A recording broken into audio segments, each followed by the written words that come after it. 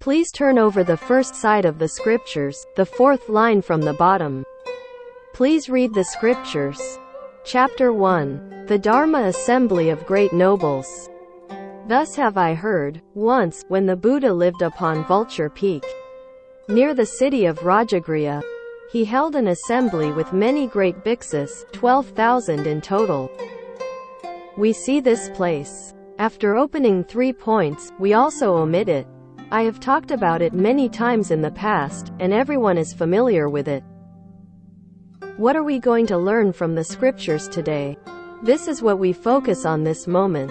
At the beginning of the Buddhist scriptures, there are always the 4 words, "Thus have I heard."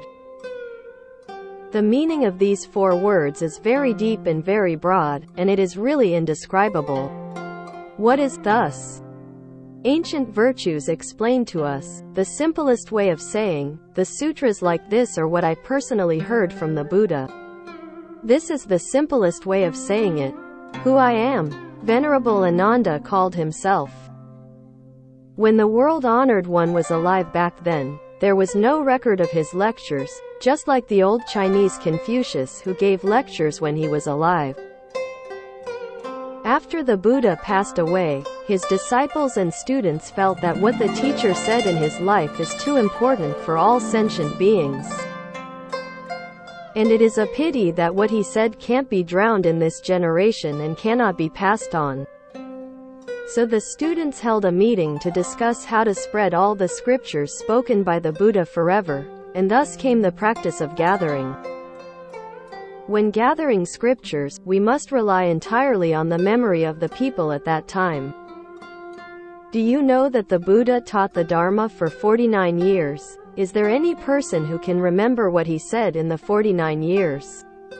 Especially the sutra that was taught 49 years ago. Can you still remember it?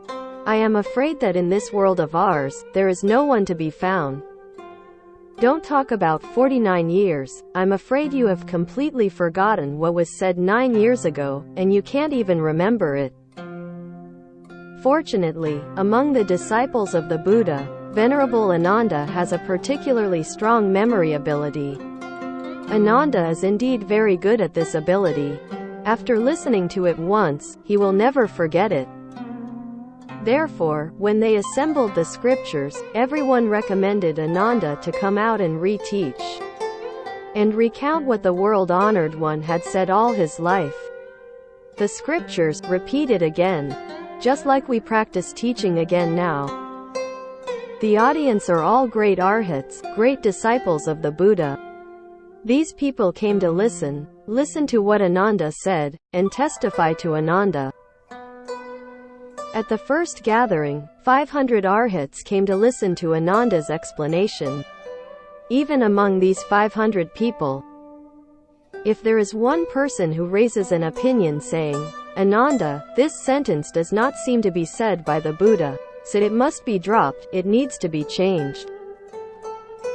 Not to say that many people approved it, but all 500 people approved it before it could be recorded and become a classic and be passed on to future generations.